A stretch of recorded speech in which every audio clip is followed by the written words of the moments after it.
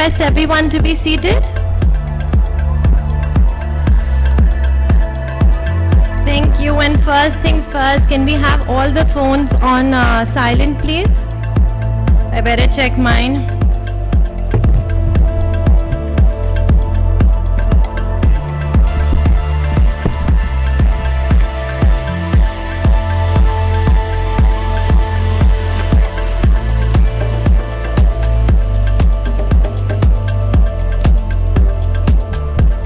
Good morning. Bonjour.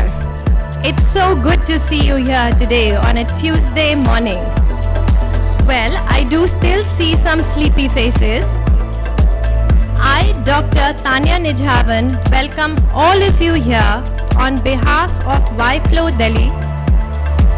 We welcome our esteemed guests, respected past chairs, GB members, Presidium, and our Flow and YFlow members. Phones on silent, please. Well, don't worry if you didn't grab your cup of coffee this morning, as Coffee with Divya will definitely wake you up.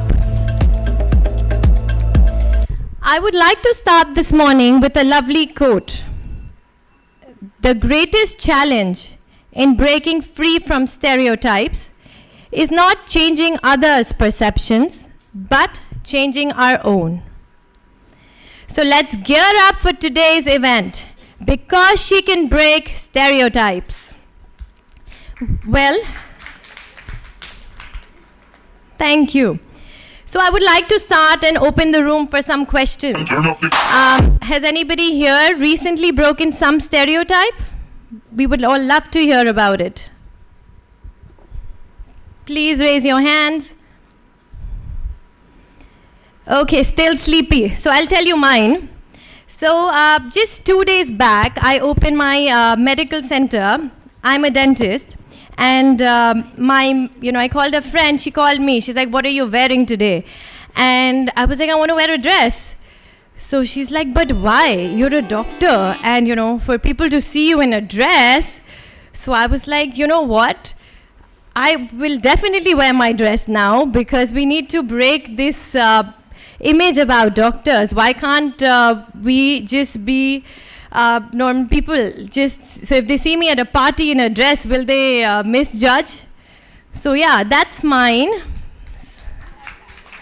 Thank you. So anybody else here would like to share it with us?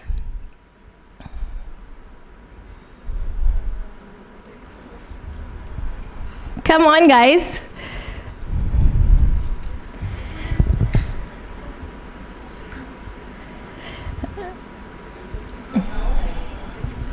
Can we get the mic? Just a second.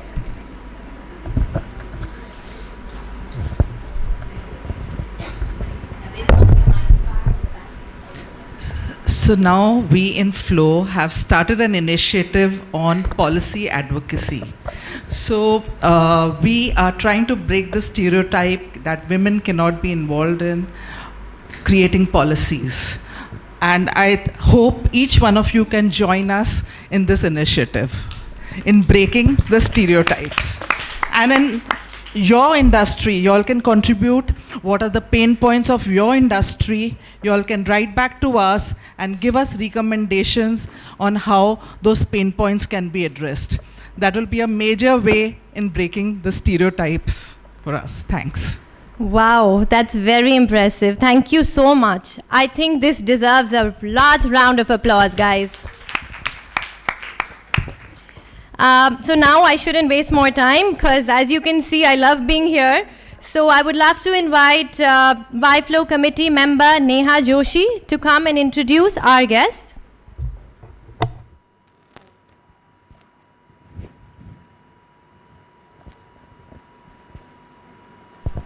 A very good morning, everyone. As Tanya just said, we really need to cheer up, guys. Can we have a round of applause for the amazing togetherness of YFlow? And thanks to Divya for organizing this, as usual. We, the committee members, are very thankful that you could make it in the morning. Before much ado, Yes, I told her yesterday that that's one stereotype, and we've got a lovely audience. Look at the numbers we have in the morning. Thank you so much, all. It's simply an honor to have the two extremely talented guests today with us at Whiteflow, the king and queen of the stage in their own ways. May I take the opportunity to introduce the guests here? May I invite you on the stage because I have few lines to say and I don't want you to wait there. Miss Kalki and Mr. Rajit Kapur. Can we have a huge round of applause, please?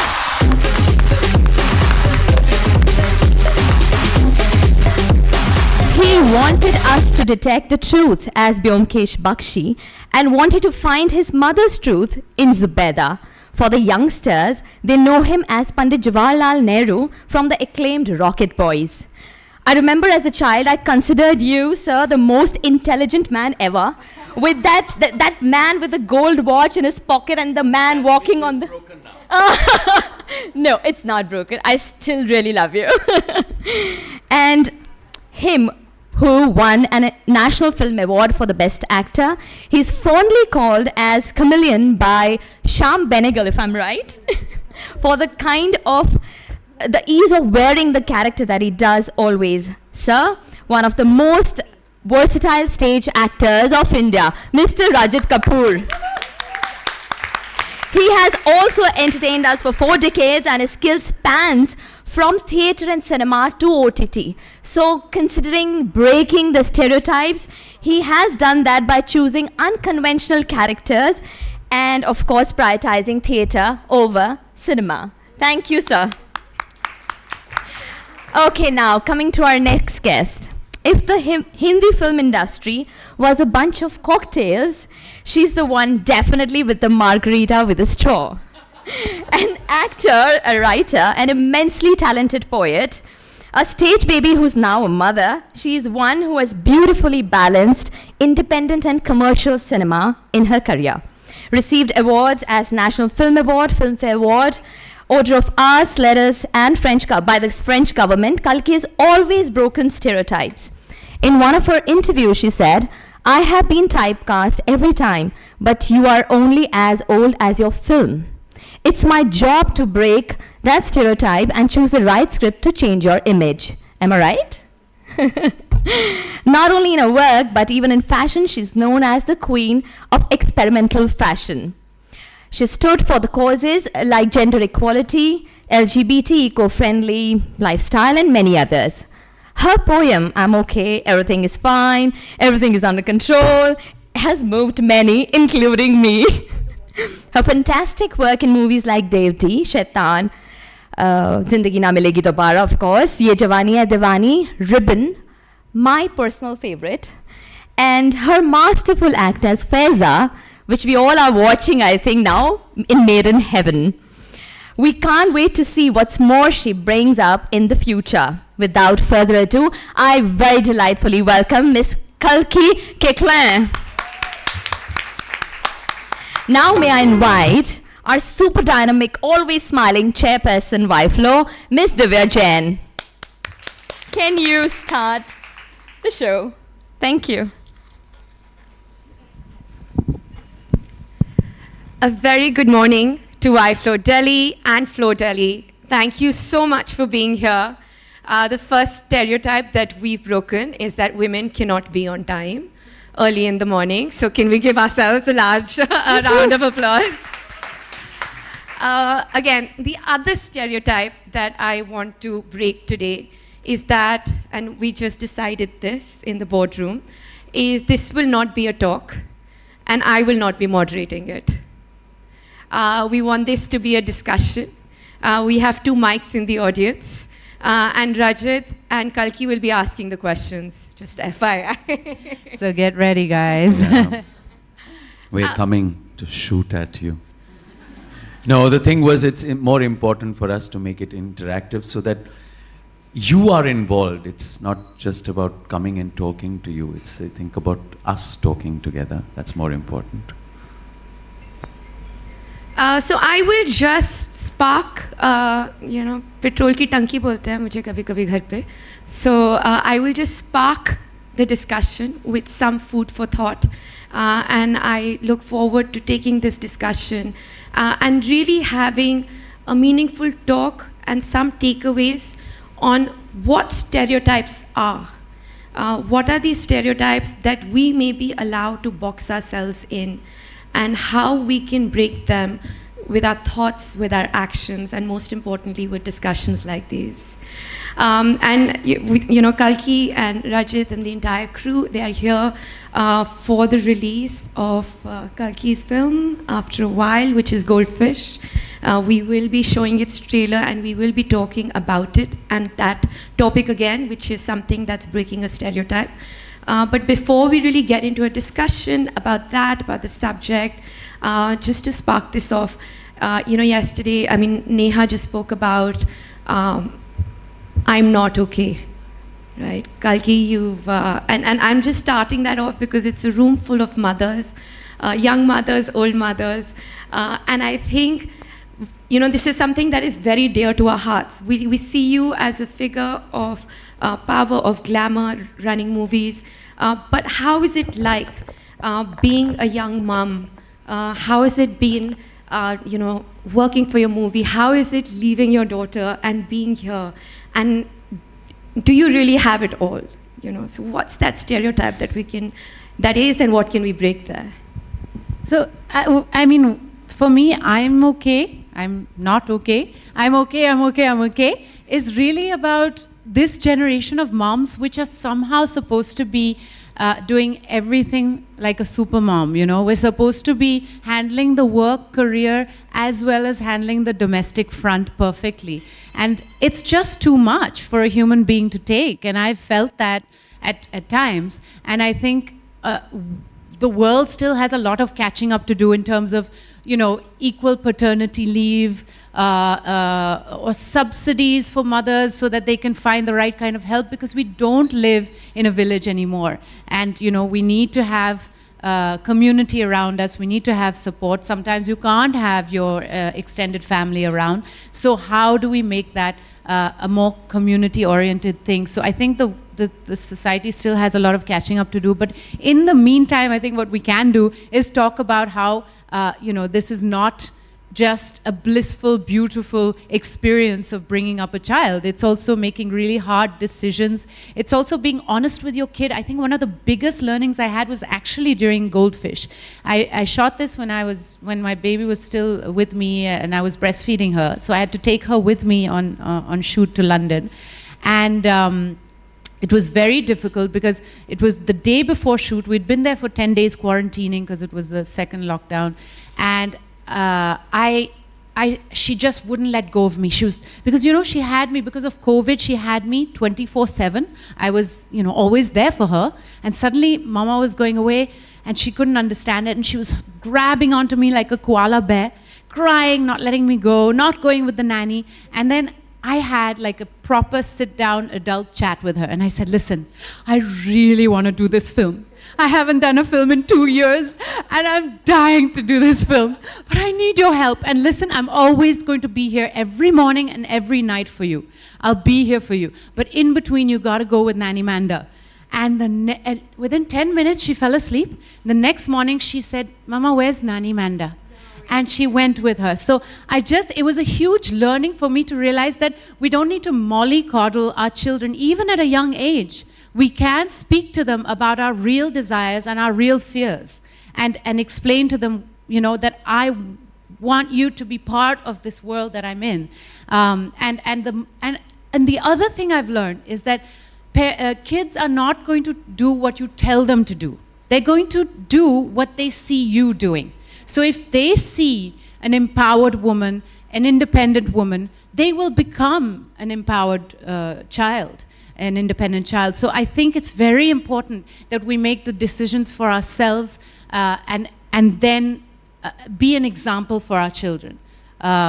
So yeah, I think that's been my learning. It's still really hard. I was in Portugal. I was away for 3 weeks. I've never been away from my daughter more than 10 days. And I had physical pain. I had physical pain being away from her. But it was a great learning for me to come back and realize, okay, Dad has got this. and he's, yes, there was mother-in-law and there were other people around, but dad was, the primary caregiver. And why not? Why shouldn't he have the opportunity to do that as well? So, yeah.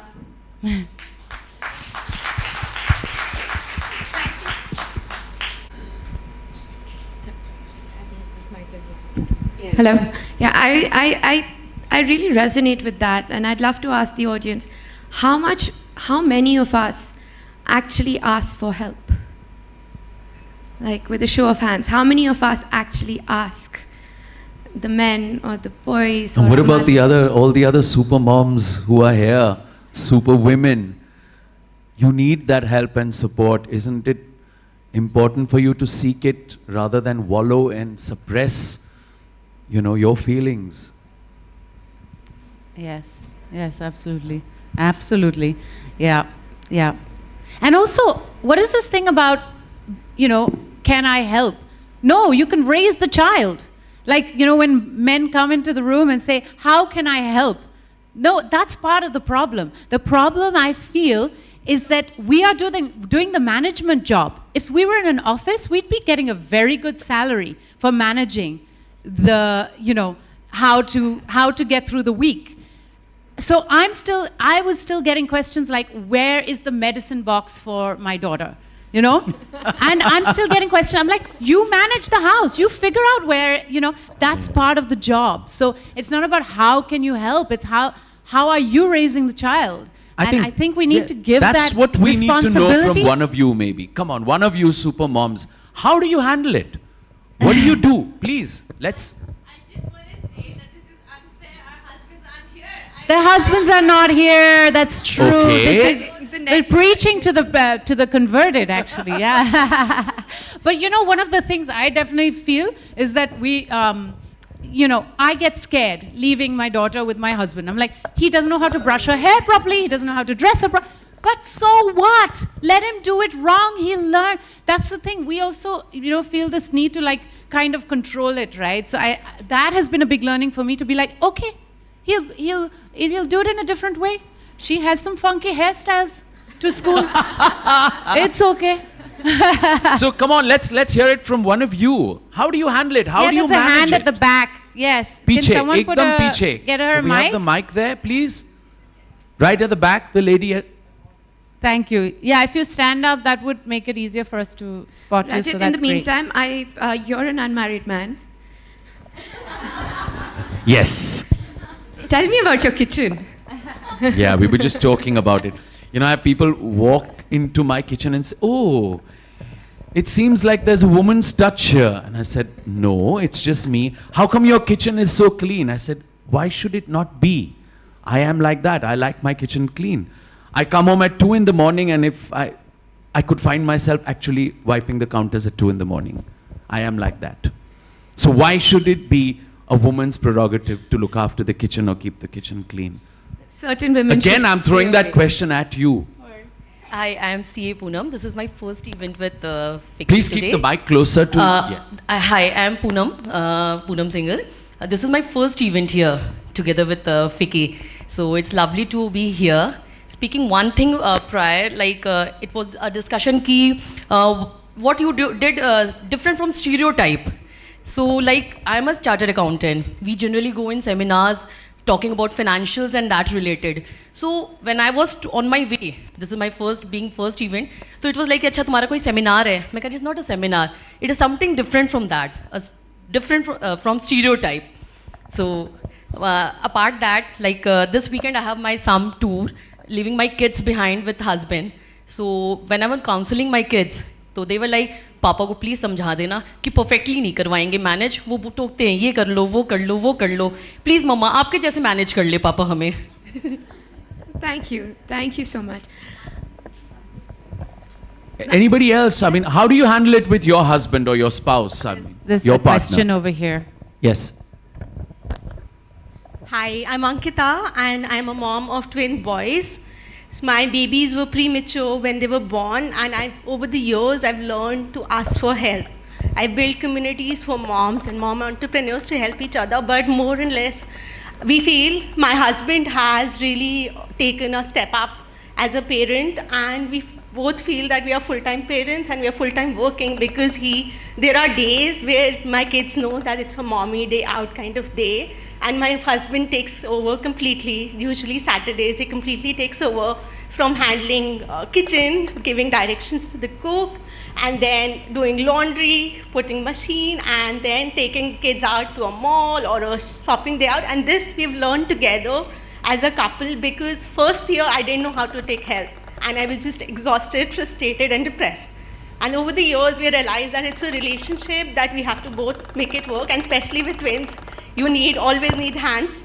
So this is what we've learned, and I always tell moms to ask for help, because people don't offer if you don't ask for it.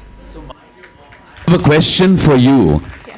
Your husband, not pointing fingers, is only offering Saturdays to take over. No. That's he's actually 1 out of 7? No. He's actually very, very present in the mornings, because we make them ready for school. So he's very involved. He has on work from home days. He's working full time. I'm not working full time. So I'm obviously the primary caretaker. But there are days where he blocks his calendar for doing homeworks over the weekdays with kids. He has time during the weekdays also allocated in his calendar to spend with them. So your stress is reduced considerably. 100%. Great. And he's, I've been told that he's a better caretaker by my kids as well, because he's the fun one and I'm the one who's always disciplining the kids.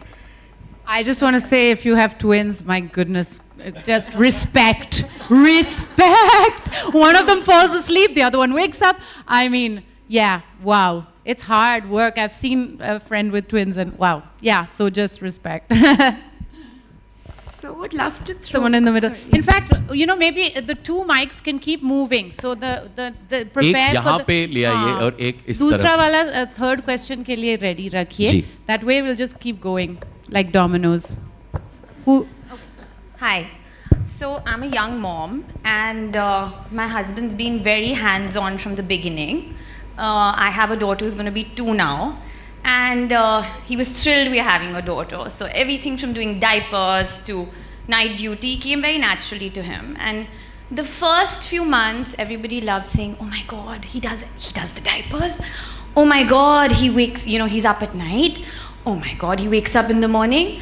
Oh my God, he lets you travel for work and, do your meetings." And why, as a society, do we want to always give a trophy to the men for something that I think does come very naturally to them? My father was very hands-on. We're 2 girls.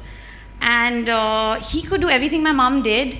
And it was so normal. And for some time, I felt a bit disturbed that in 2023, we still want to give a trophy to the men for doing things that come naturally to them. Thank you. I have a full page on this in my book, Elephant in the Womb. But yeah, I mean, this thing of, you're so lucky to have a husband who does. No, I'm not. This is normal. This should be the norm. But I think one of the other ladies should answer that question. If you have put that man on a pedestal and given him a trophy for offering, I don't mean personally, offering a Saturday to you, what's the big deal? So, Rajit, I'll ask you a question. Yes, here. please do. Parity, right? In terms of pay parity in Bollywood for actresses and actors. And I think, Kalki, this is something you've spoken about. Why? I mean, we talk about this. We talk about women and men being equal. But still, our stars, between our women stars and our male stars, have a different pay parity. Huge. How do we deal with that? And what do you think might be a solution for that?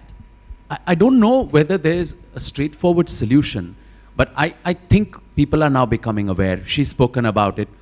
2, 3 of the other actors, women actors, have spoken about it. You have to bring it to the notice of our, let's say, producers or distributors, or those who are taking those calls, because they're going by this star value, market value, and that's stuck in their head, to such a large extent, and I mean, and it's not just a Bollywood thing. It's something in our social psyche that we've been used to, over the years. If I may go back so many years, this whole male domination, but it is changing. But I think it's also important, not just for all of you women to speak up, but for the men to also realize it. Their egos get hurt. They do. You know, oh, my co-actor, this lady, she's going to get as much as me? Why? I've heard one of the producers say that to me. I'm not going to take names. It's not right. And I said, what do you mean? What do you mean, why? Is she not adding value to your project? Is she not actually more important as a character in the film than the male? So why should she be left out of the paycheck? You want to add to that? No, yeah, absolutely. And I think one of the other discussions parallelly to have on this is that, at least in our industry, the stories need to change. We need heroines to be the center of the film. And when that happens, and when the box office is about coming to watch a main female lead, you are automatically going to have to change the paycheck. So I think it's also about having more female writers, more female directors. You know, the moment the conversation becomes about more women in power, in positions of power, where they can take the decisions, whether that's being a producer. I mean, you know, I think a lot of women my age now, I'm almost hitting 40. I know, you know, my friends, Richa Chadda, Radhika Apte, we're all thinking about producing now and making our own content. Because we need to empower that idea that there are other stories to tell, there is a female gaze, and we need to also put that forward. So I think that's also going to help bring the paycheck up for us. I think strong words. Comments from the audience, but before that would be, you know, feminism, right? I think, Kalki, you've always been a proponent of feminism, but we were talking about this, Rajit. It's almost got a negative connotation. When you say I'm a feminist, it's like, oh. What are your thoughts on that? And for you, first, Rajit. I want to hear from you, Rajit. Yeah, you know, the term feminism has this strange negative connotation, as if that a woman has to stand up and say, I am a woman and I want my right. You know, that is what is happening. Earlier on, it was a woman speaking up for herself. And gradually it's, yeah, but now I'm a woman, so therefore it should be that way. That's what the change has happened over the years. And therefore, sometimes what happens is, when we are here seeking out the equality factor, just as we say, why should a man be given a trophy if he's helping change the diapers? Similarly, why should a woman be allowed to do something because she says, I'm a woman? You know, it kind of bounces back on the woman. So I think it's very important to bring out that balance, because over these last 20 years, this kind of negative connotism towards the word feminism has creeped in. I would rather ask you that. What do you feel about it? I would like to throw this question out at you. When someone is standing up and saying, oh, I'm a feminist, I'd like to know from you, what do you mean by that? Maybe I've got it wrong. Well, I think being a feminist is fighting for equality in a world which is patriarchal. If we didn't live in a world that was patriarchal, if we lived in a world that was matriarchal, we'd need meninists. But we live in a world that's patriarchal, so we need feminists. Feminists are also looking out for LGBTQ rights. They're looking out for the rights of minorities. And I think that in a world where minorities have been suppressed and haven't had a voice, we need feminists, and that's why we use this word feminist. So that's my opinion, and I also feel that all of you who have spoken today, you know, are feminists because you're standing up for yourselves, quite literally, but also metaphorically, that you are asking for help, that you're demanding what you need in order to be a happier, more respected person. So, you know, what are those things that you guys have done, have discovered, you know, just for yourselves? I think it starts at home, right? If we can start demanding what we need right at home, we start showing our kids that, the examples of how to do that, whether you're a boy or a girl, you know, that self-respect, I think, starts at home. And yeah, it would be great to hear about Yeah, we that. would like to have some of you share your thoughts on Anjana this. ji, I'd love Anjana. Good morning. Good morning. I'm sorry I'm going back to the little bit to the past, but I never got a chance, so I'm just sharing it now. I'm talking of 50 years back, before all you guys were born. When my daughters were born, my husband was very, very happy to help me, and it was a very, very patriarchal society. Men were not supposed to help the women in all this. I remember even when we used to go for parties and he used to feed my daughters because they only would eat it with him. Everybody would give him, very funny looks, but he never bothered and he went ahead because his objective was that my daughters should eat well because they wouldn't eat with me. So I think I have broken a stereotype 50 years back. Thank you. Congratulations. How wonderful. You know, on my flight back from Portugal just now, I was in the loo. Was it in Germany? In Munich. I was in the bathroom in the airport. And it was the women's loo. And there was a man in there. Because he was taking his daughter to the loo, his little daughter. He was traveling alone with his daughter. And he was in the women's loo because there was no other way. There was no unisex loo for, a father to take his child into. So this is the situation for society, that men are not welcome to take care of their children. And I was, I was happy, but everybody, no one blinked an eyelid that there was a man in the female toilet. And I just think, that's where we are at, where we need the structures of society to start changing, so that men can go and change a diaper in a restaurant or in an airport or whatever. How many of you have faced such a situation? I like that. Or maybe another There aren't time? any men here. There's one. We would like you to speak. Oh, would love to hear from you then. Spotlight. Have you helped your wife break a stereotype? Come on, let's ask you that. Am I putting you in the cage?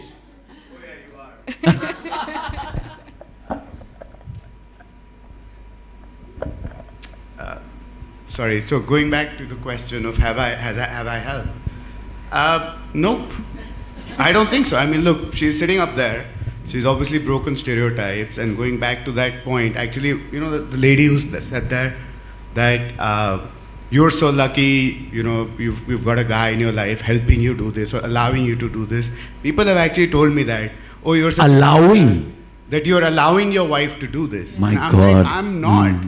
At the end of the day, if she's capable, she's going to be up there on the stage. If she's not capable, she won't get there. It's all up to her. Like, why am I allowing anything or not?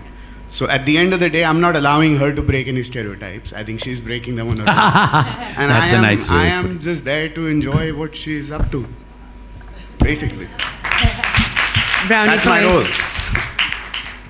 Anjana auntie, I'd love to get your thoughts. So for us, of course, we are veterans, so we have a little bit more experience of age.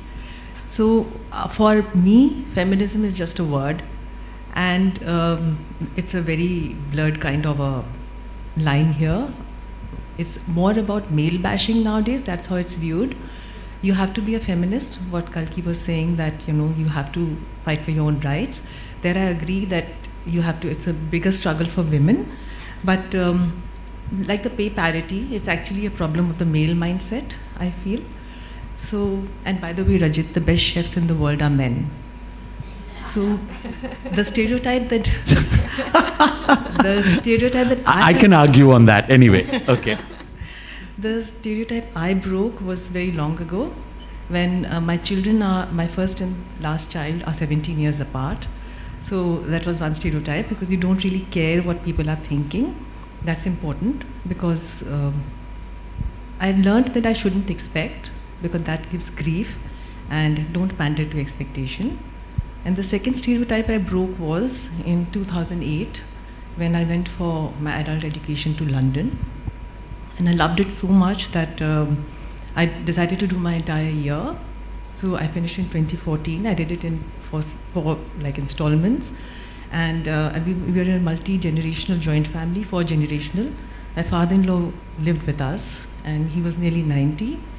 So how did your father-in-law react to you going? He was my only supporter, simply because Amazing. I had been a conformist, because we had a Victorian upbringing, and I can't help it. I'm a conformist.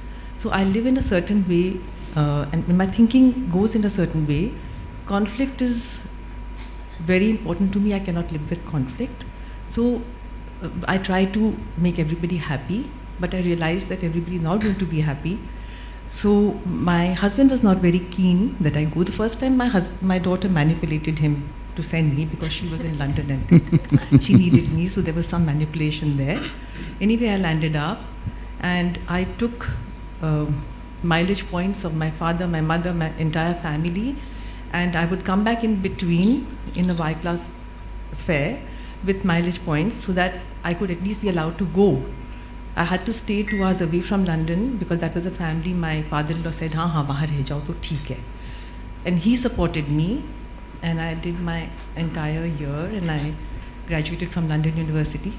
So I realized that in a very traditional Marwari family, where people were very old-fashioned in a certain way, but I would say quite erudite, because they really want their daughters and daughters-in-law to be very well educated.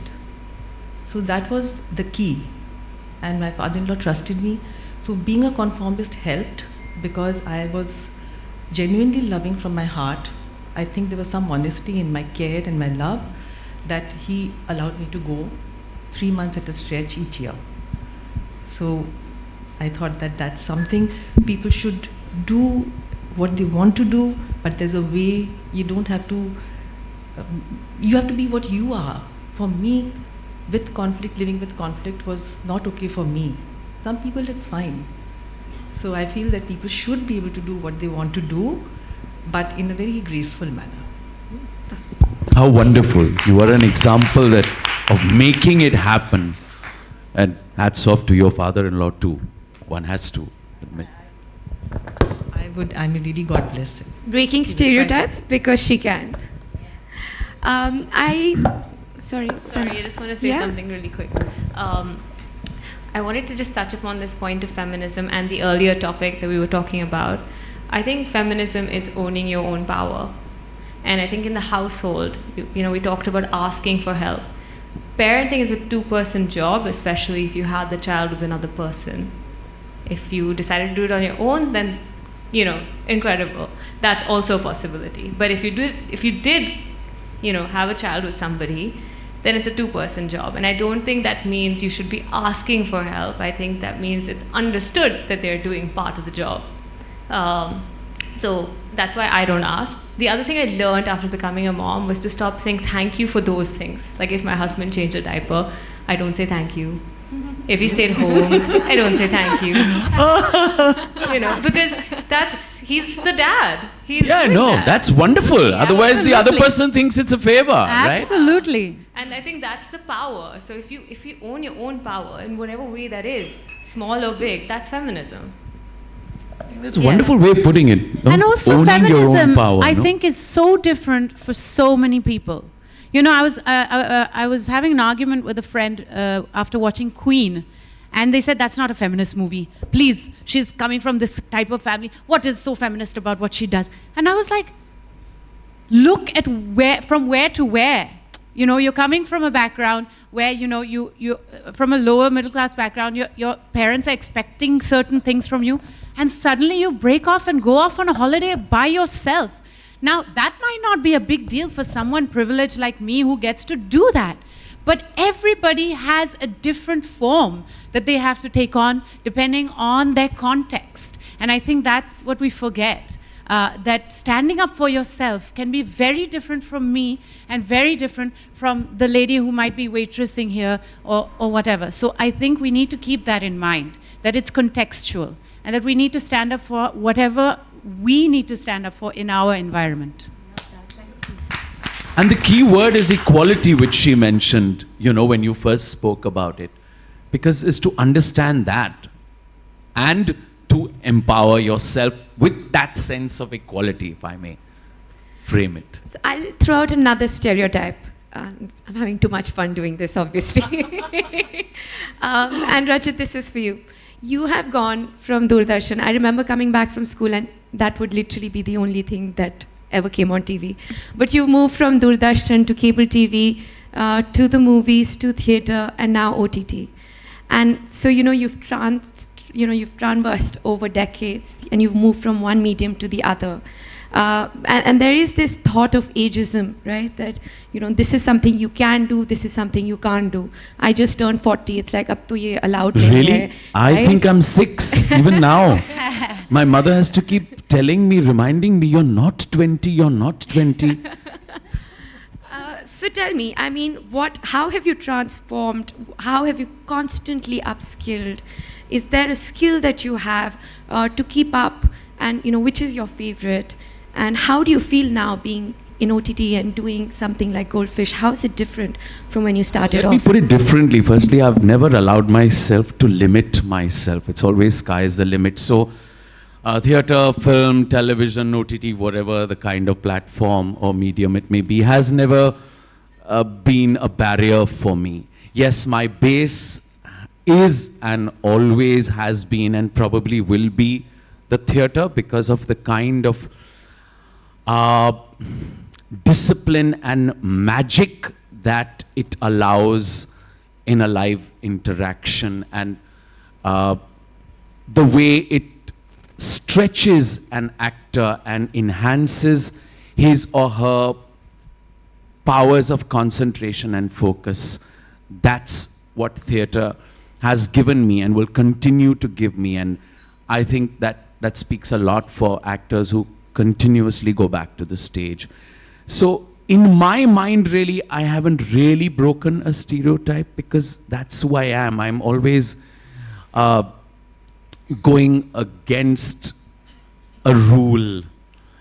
I've found that in myself. If I keep trying to stretch that rubber band, and sometimes there is that fear it will snap, and I say, I don't care, let's see what happens, So, but I always give this example that I need to stretch myself. If I feel I'm being offered something that I think I can do easily, I'm bored, I just say no.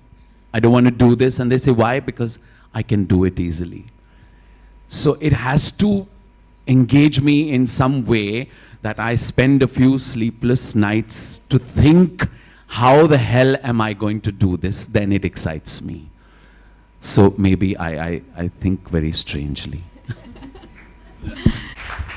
Love that. And Kalki, even for you, like you've always chosen unconventional roles, complex roles. Is it something that you do knowingly? Is it something that you choose, or is it something that chooses you? I think it's a bit of both. I think obviously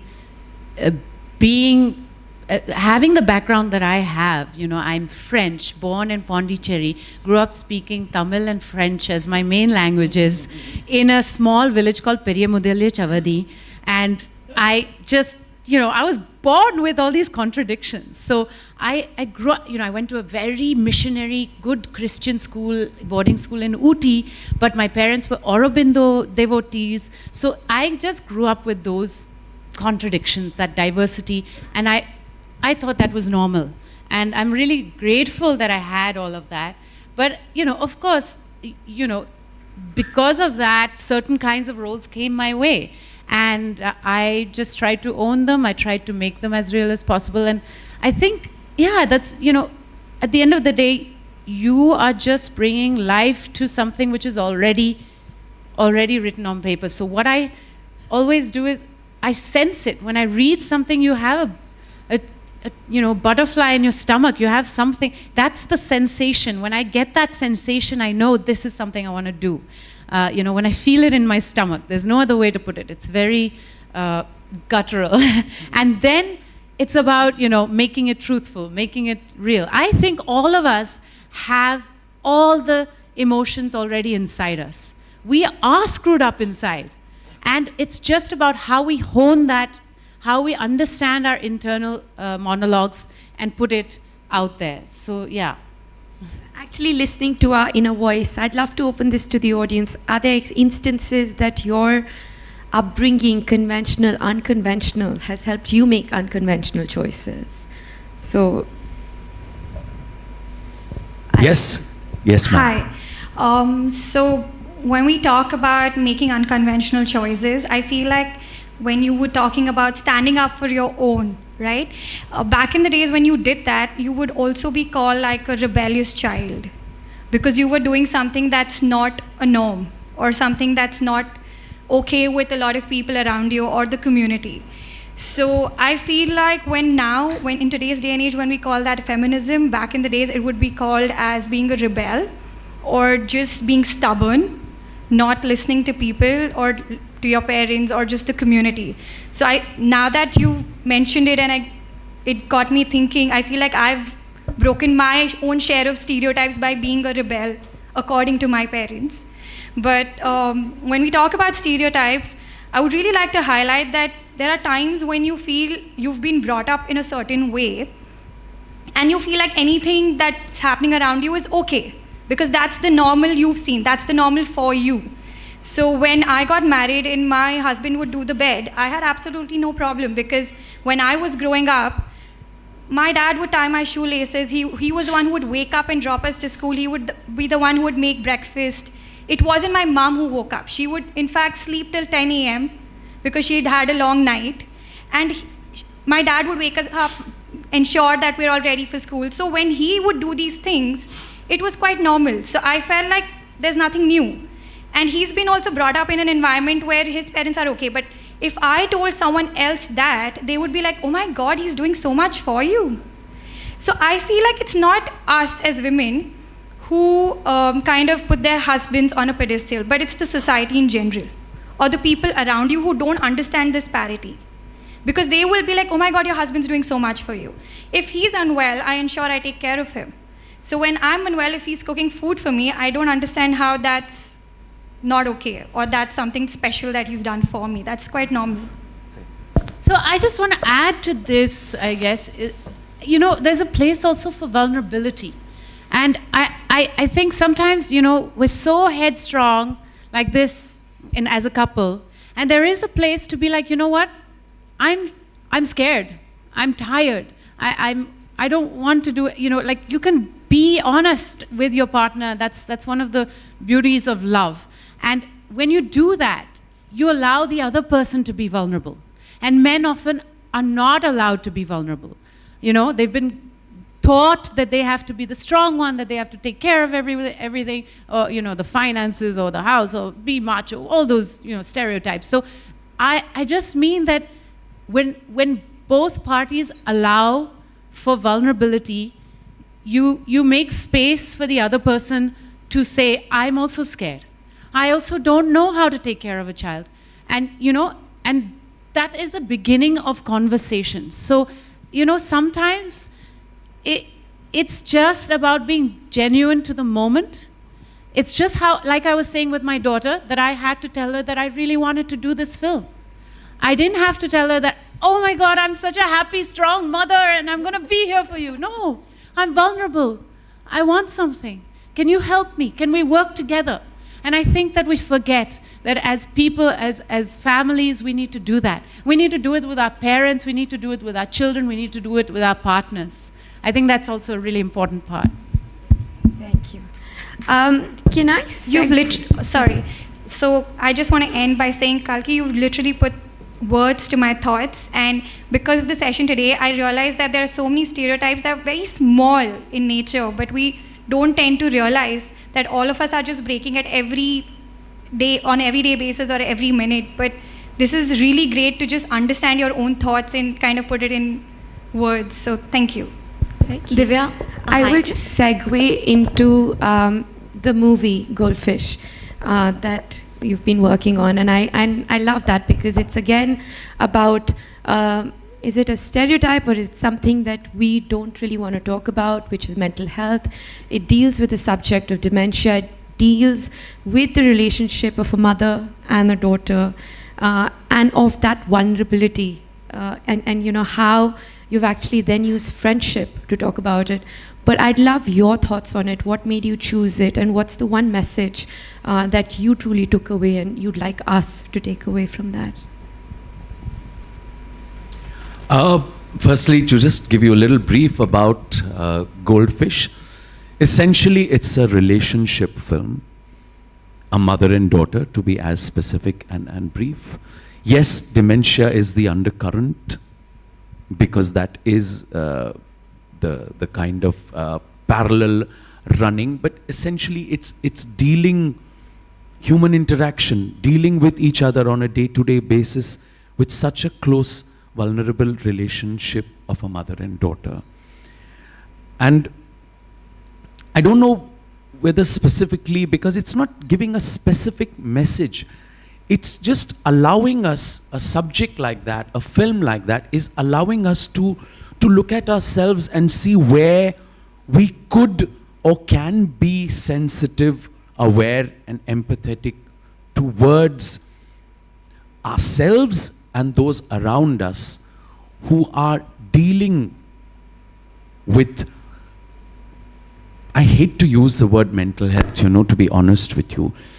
I would say our day-to-day feelings, our day-to-day actions, because mental health again has now created this negative connotation about it. All of us here in some way are struggling with something that we haven't been able to address or deal with. It doesn't mean we just give this label, because this mental health means, people now think, oh, there's a huge problem.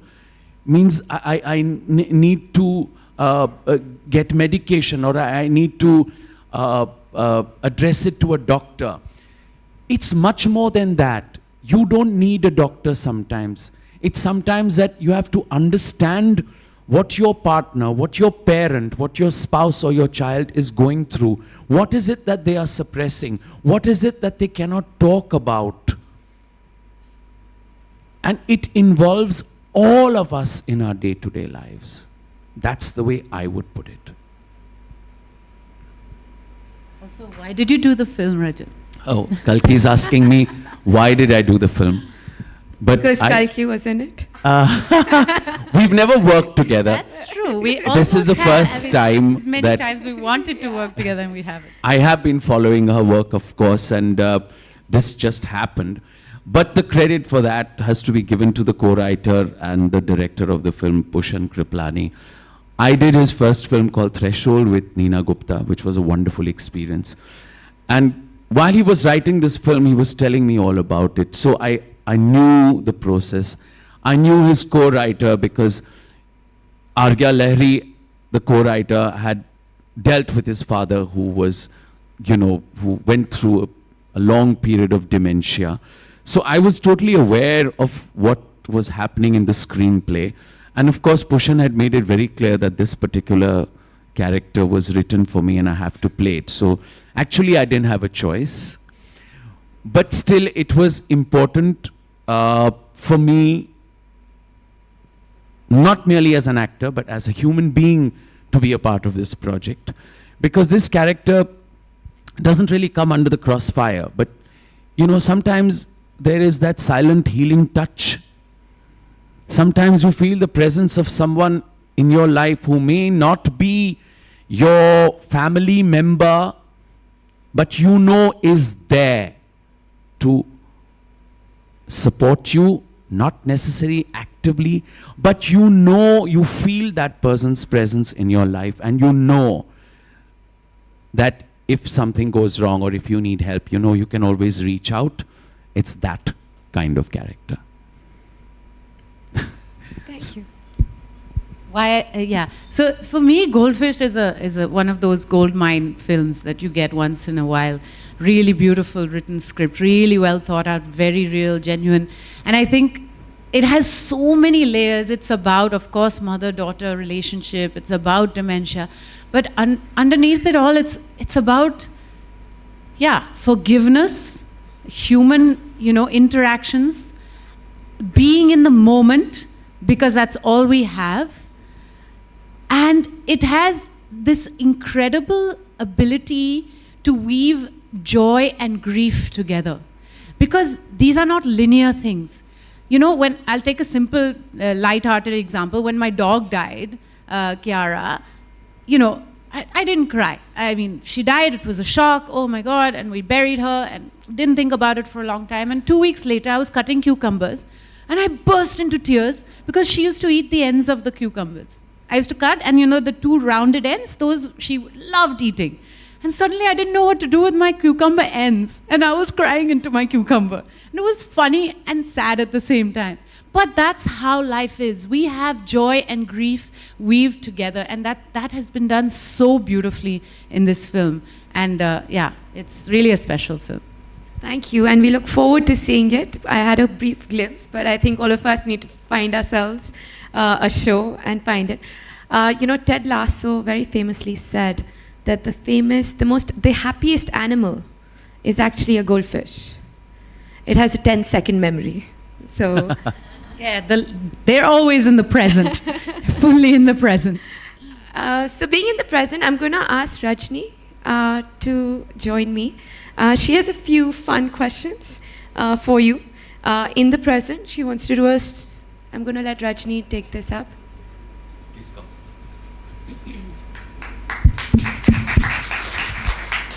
So I think being in the present, she's got some. So it's been such an insightful session. Am I not audible? Yeah. It's been such an insightful session, and the one thing I'm going to take away from this surely is that I'm not going to be thanking my husband anytime soon.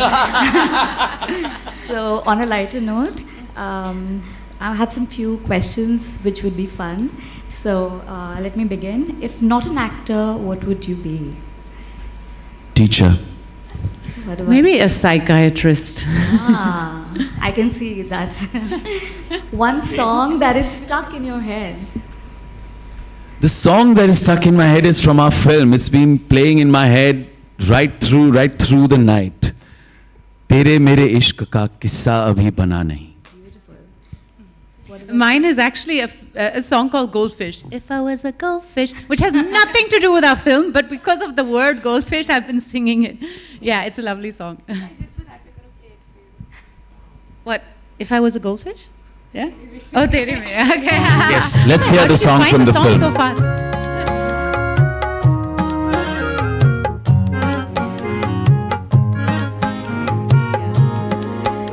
This is not that. This is another song from the film. लिफाफे में रख के जो भेजा है तुमको दिल है हमारा आज पढ़ लेना पिया पढ़ लेना हर एक हरफ में है इश्क हमारा जो दिल है तुम्हारा आज पढ़ लेना पिया पढ़ लेना I think yesterday at our director, Pushan, who makes very funny, weird jokes that nobody understands, and the audience is blank. Like it was too late. We had to wrap up and leave the theater, and so he was like, "Special Forces is over here," because there was a guy with like a in-ear piece, you know, with a suit coming in. So yeah, he makes us laugh a lot. No, we were laughing right through in the night. We were all tense because we had an overwhelming response to the film. You know, we had a capacity of about 400 people, but more than 500 people turning up. We had to have a second screening. Post that. And a third screening for us. So Went late into the night. it went very late into the night, and we were laughing our way to bed. Okay. Would you rather have a pause button or a rewind button in your lives? What would you choose? Which would you choose? Pause. Pause. Pause and live a particular moment. Yes. Now. Think about it before I take my next step. Yeah. Well, rewind, it's done, and it's nothing you can do about I it. think when I was younger, I would have rewound, but now I like pausing. Yeah. So, which other celebrities' Instagram handle are you entertained by most? Like one that you really stalk. Rakhi Sawant. Oh, I don't. I'm very bad at all this. No. I don't follow anybody. I'm sorry. I stay away from. Can you follow Wi-Flow Delhi? I'll think about it. Okay. Your favorite cheesiest pickup line, if you remember any. Ouch. Did it hurt?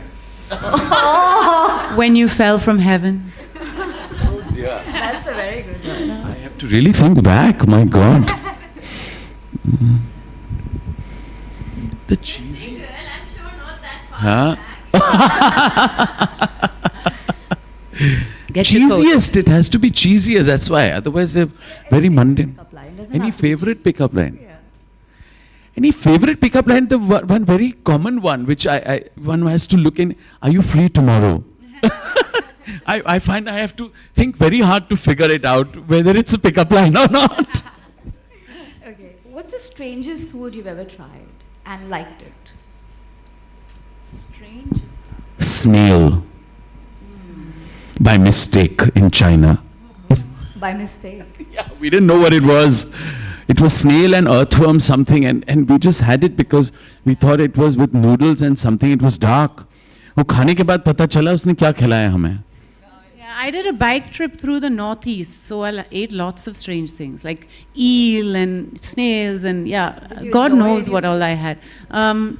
Yeah, sometimes it was a bit strange. I didn't ask too many questions. I was given food in a small village. I ate it gratefully because it was a long day of biking. Yeah, no, we enjoyed it, but बाद में जब उसने बताया कि ये earthworm और snail है, तो then you suddenly began to feel a bit queasy suddenly.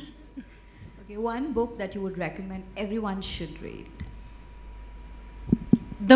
Everyone in this room should read The Mother Lode. Have you heard of The Mother Lode? It's a comic book. It's really great. Please read it. I think for the room here, Our Lady's autobiography, who handled PepsiCo, Indra Nui's, I think that would be so important for this gathering here. Because I loved it. You know, how she crossed the barriers, breaking stereotypes, because we are talking about that today. I mean, it was amazing. Okay, so the craziest fashion trend you have rocked? Sorry? Fashion trend. Rock. Like you know, something that you have enjoyed, you know, in your time or whatever. In my time? Oh, my God. Bottoms and dotted shirt. You know, I used to wear yellow and parrot green pants in college, and people would turn away from me. And said, oh my God, ये क्या पहन के आ गया है? And then some friend would quietly say, but I don't know how you carry it. And I said, I don't care.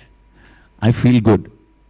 I think from an early age, I've been wearing my mother's wardrobe and my grandmother's wardrobe, and just love that whole vintage thing. So yeah, I still rummage through my mom's cupboard, and she gets very angry because she's a very OCD, clean person, and I just take everything out and leave it on the bench. She's like, oh my goodness, I should never have sent you to that boarding school. I think we all do that, you know, rummage through our mother's closets. So what would you like to be remembered as? Relevant. I don't know. Remembered for what? I don't think about it. Okay, who has been your most favorite co-stars?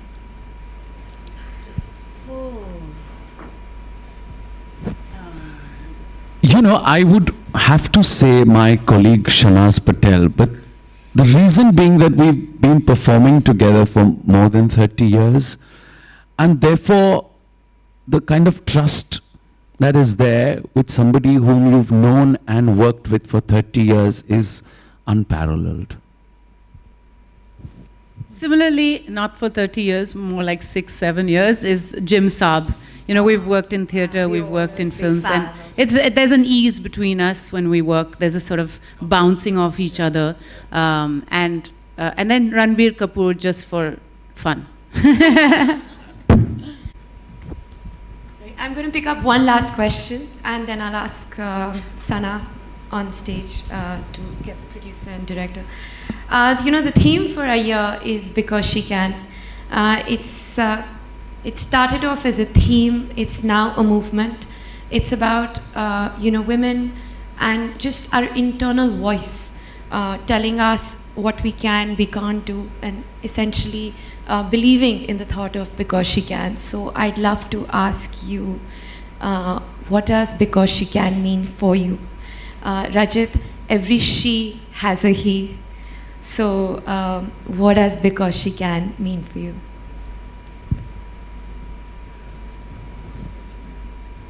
You know, in the middle of our conversation today, when Kalki once mentioned that, you know, we don't sometimes realize that we have it all within us. And many times you hear that we only use 30% of our brain and our energy. The capacity is so much, 3 times more. So I have always believed that she can do anything all the time. I've never believed that she can't.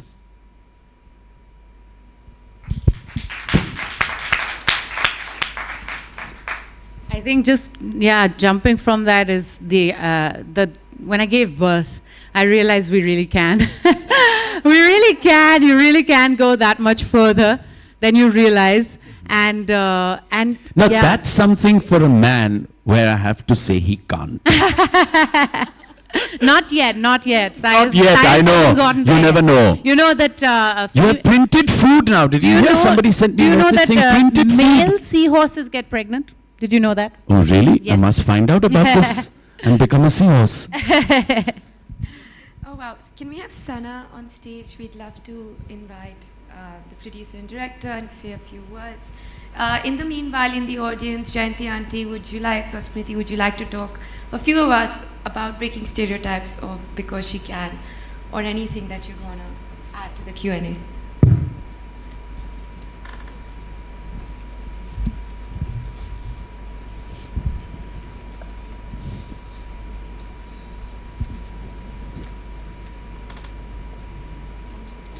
Hi, I'm Jayanti Dalmia and immediate past president of Fiki Ladies Organization. I would give you a very immediate example. Just the year before I took up presidentship, I have a special child. My daughter is a special child. She's 43 now. And I asked my husband, I said, see, I'm going to be very busy about for a year and a half. So I would like you to just step into my boots and look after Manjali. And he was, oh, don't worry, just go and do what you want. And don't worry about the kids or the grandchildren also. Because I have 2 grandchildren and I spend a lot of time with them also. And so he said, just don't worry, I'll take care of all of them. And you just go enjoy your year. That was, I think, the biggest stereotype that I broke in my life, coming from a very, very conservative family. A family supposed to be very traditional and very conservative. Yeah, and I mean, it's really, it's just so encouraging when we hear that. Because I think, firstly, it's not a coincidence that everyone in this room is here today. I think the fact that you are independent thinking women, that you've had those kinds of experiences, also means that you're here today, because these are, you know, the topics that we're talking about. So yeah, it's wonderful. Can I say something about how Kalki has inspired me? Just 2 minutes, please. Yeah, Kalki, congratulations. I'm dying to see Goldfish. I must say your movie Queen really, really inspired me. I'm not in Queen. It's just a movie I liked. Yeah, but you know, your role. So we had booked a holiday. I'm not in Queen. I think you mean Lisa Hayden, maybe? I don't know, but it's not me. No, sorry, that was Kangana. You know, your movies have really inspired us, and please keep doing these roles so that we can, you know, we women can think of doing something different than we are conditioned to do. Thank you. Thank you.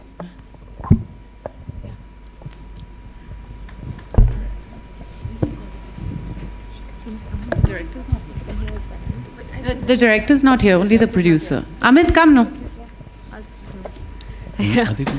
I think that was easier than me giving an introduction. Oh, I'm sorry. I thought you wanted me to do it. Please do the introduction. I thought I'll give a little brief on Amit.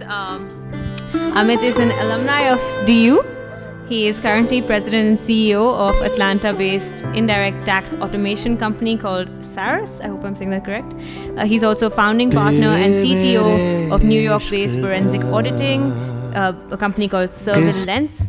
And he also has a role to play in a real estate company called APM Global. Thank you for joining us today, Amit. I think my first question for you is, from that to film, how did you break that stereotype? You know, film is something I had always wanted to do for like longest time. And then I realized, you know, I'm not getting younger. So it's now or never. So I just took the plunge. Thank you so much for sharing that. Could you elaborate a little bit on that? Because I think a lot of us deal with pivoting in our career to that extent at some point in life. I know you said you just took the plunge, but I'm sure there's a lot that went behind that. So how did you process that? How did you get into it? How did you reach the right people? I know a lot of people in the audience as well can probably add on how they pivoted in their careers and broke some stereotype in their mind in that perspective. I think it was a lot of learning and a lot of research and meeting people. So I think it took almost 3 years before we started the film. I had spent 3 years meeting people, talking to people, identifying the right subject, the right people. And this was something I just knew that I had to do no matter what. And I think that's what, you decide and you just go for it, go after it rather. Yeah.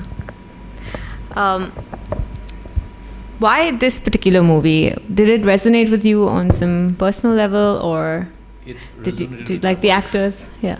I gave the script to my wife. She said, Amit, it's great. You should make this film, and that was the decision made by my wife. Well, I think we can all applaud that. Had one question for the rest of you, since the director is not here with us today. Why is the movie set in the UK? Because it's about identity. Yeah. And, Sadhana's character is in a foreign land, and she's a classical singer, and she's, she finds a community of Indians who are from all kinds of places. Some are born in the UK, but that community becomes hers, and how in a foreign land she has that community. Whereas Anamika goes by the name Anna. Her father was a Britisher, and she's very British, and she doesn't want to identify with her Indianness. So these two people who are aliens in their house, Anamika is an alien in her own house because she doesn't feel Indian, and Sadhana is an alien in the country, and how they are brought together because of COVID, because of dementia, and they have to find a way around it and find their identities again. Wow, that's incredible. One last question for everybody on the podium. What would be one key takeaway that you'd want the viewers of the film to have? Call your mother, call your daughter, call your loved ones. I think that's the strongest message. Just, look after your parents. Well, that's all.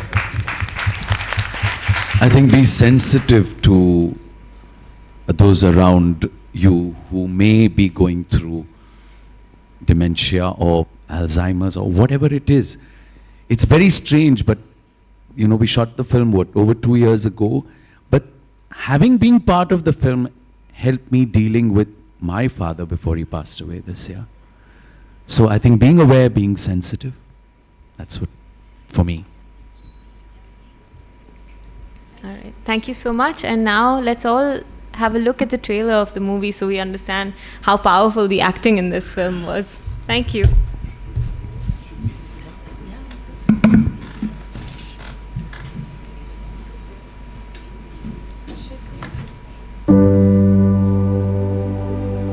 Ma, what are we doing today? I don't know.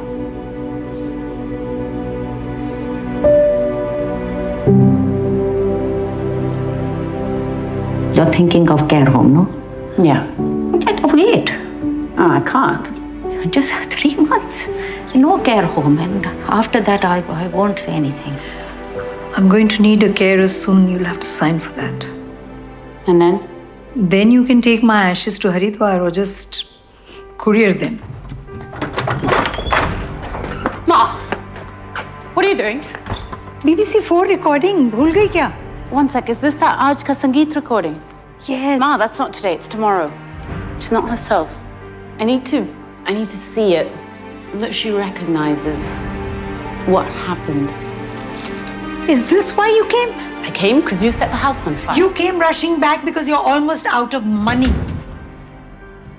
If I need to mortgage the house, I need... It's not your house to mortgage. Yes, but whose house is it?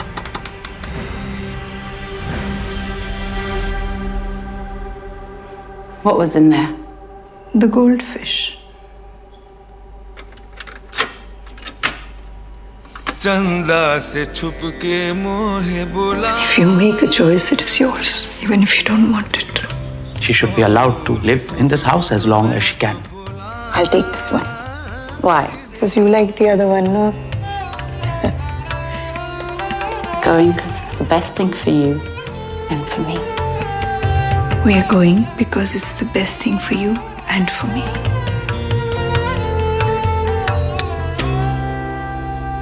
Now, sometimes I tell people I'm adopted. So do I.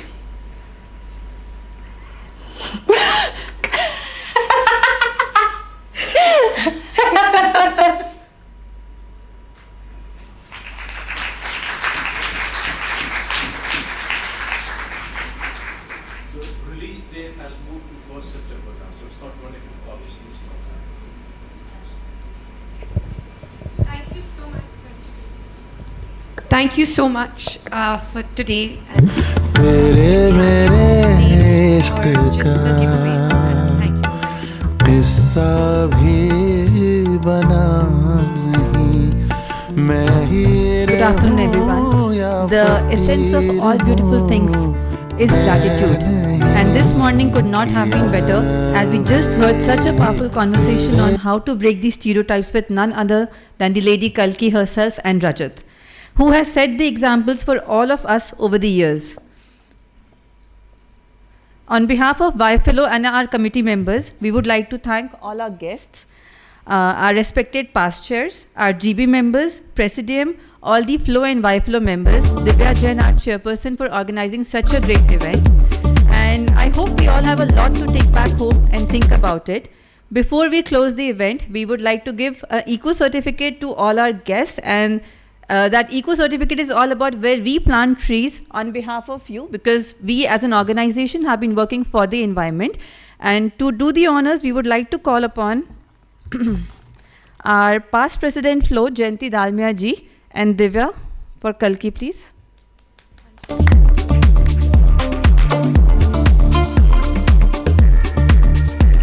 Also, we would like to call upon past president Flo, Anjana Somani ji, Flo GB member Poonam Mahajan ji, past Byfellow chair Achal Sethi, and Flo treasurer Smriti Puri ji on stage, please.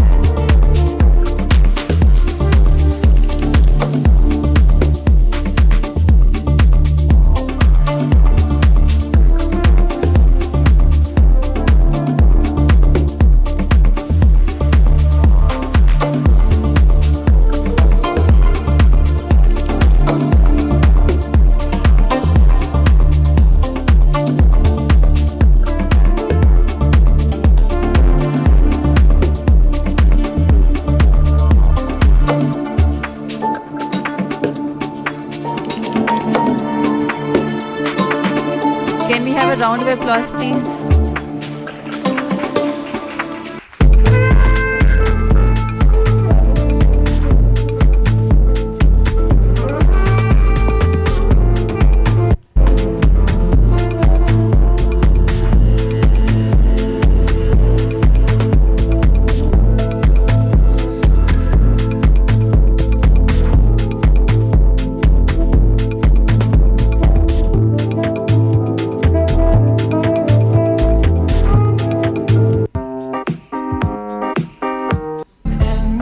Let's talk about all the good things and the bad things that may be. Let's talk about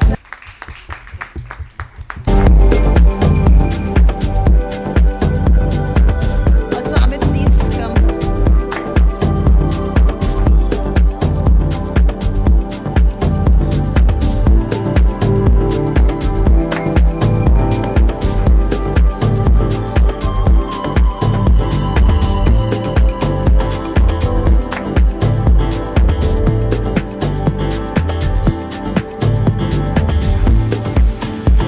So also now I would like to call upon all our members.